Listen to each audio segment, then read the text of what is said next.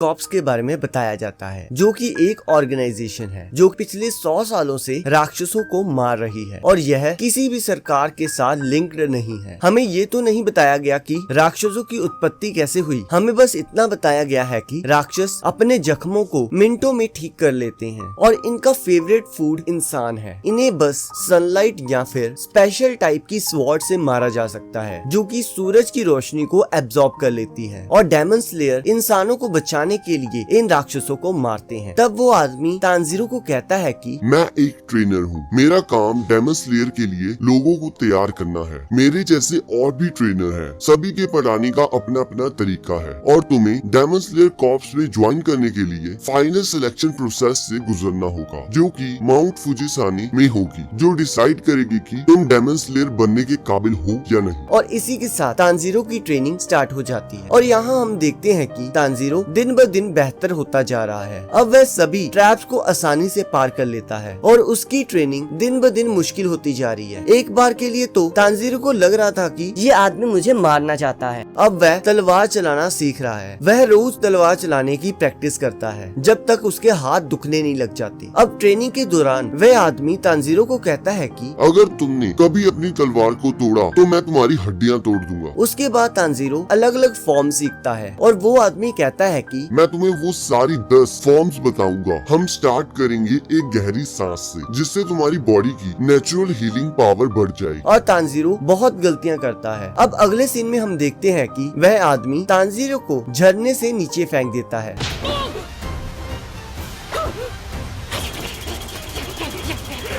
और अगले सीन में हमें पता लगता है कि नेजुको पिछले 6 महीनों से सोई हुई है, जिसका कोई भी कारण पता नहीं लग रहा। उन्होंने डॉक्टर को भी दिखाया पर कुछ पता नहीं लगा और तानजीरो कहता है कि मुझे डर है कि कहीं एक दिन मैं उठूं और नेजुको मरी हो। अब 1 साल बीत जाता है और वह आदमी तानजीरो को कहता है, मैंने अब तुम्हें सब कुछ सिखा दिया है, अब जो करना है तुमने करना है, जिससे पता लगेगा कि तुम अगले लेवल में जा सकते हो या नहीं। अब वह आदमी तानजीरो को एक बड़े पत्थर के पास लेकर जाता है और कहता है कि अगर तुमने इस पत्थर को 2 हिस्सों में काट दिया तो मैं तुम्हें फाइनल सिलेक्शन में जाने दूंगा। अब तानजीरो सोचता है कि कोई तलवार इसे 2 हिस्सों में कैसे काट सकती है और वह आदमी हवा में गायब हो जाता है। अब उस दिन के बाद तानजीरो रोज प्रैक्टिस करने लगता है और उस पत्थर को काटने की कोशिश करता है, पर फिर भी उसे किसी तरह की कोई भी सफलता हासिल नहीं होती। अब 6 महीने बीत जाते हैं पर अभी भी वो वहीं का वहीं है। तब हम देखते हैं एक और लड़का वहाँ आता है और तानजीरो को कहता है, तुम बहुत स्लो हो, कमजोर हो और इमेच्योर हो। मैं ऐसे लड़के को डेमन स्लेयर नहीं मानता। और वह तानजीरो को लड़ने का आह्वान देता है और कहता है, मुझे दिखाओ तुमने अब तक क्या सीखा है। और तब तानजीरो कहता है, तुम्हें चोट लग जाएगी। तब वह लड़का हंसते हुए कहता है, तुम्हें सच में लगता है तुम मुझे छू भी पाओगे। और वह तानजीरो पर हमला कर देता है और वह बताता है कि वह भी इस पत्थर को पहले काट चुका है। और यहाँ हम देखते हैं कि तानजीरो बुरी तरह पिट जाता है और वह लड़का कहता है कि तुमने 1.5 साल में कुछ नहीं सीखा, तुमने बस चीजों को याद किया है, पर तुम्हारी बॉडी अभी भी पहले जैसी कमजोर है। और वह लड़का तानजीरो को बेहोश करके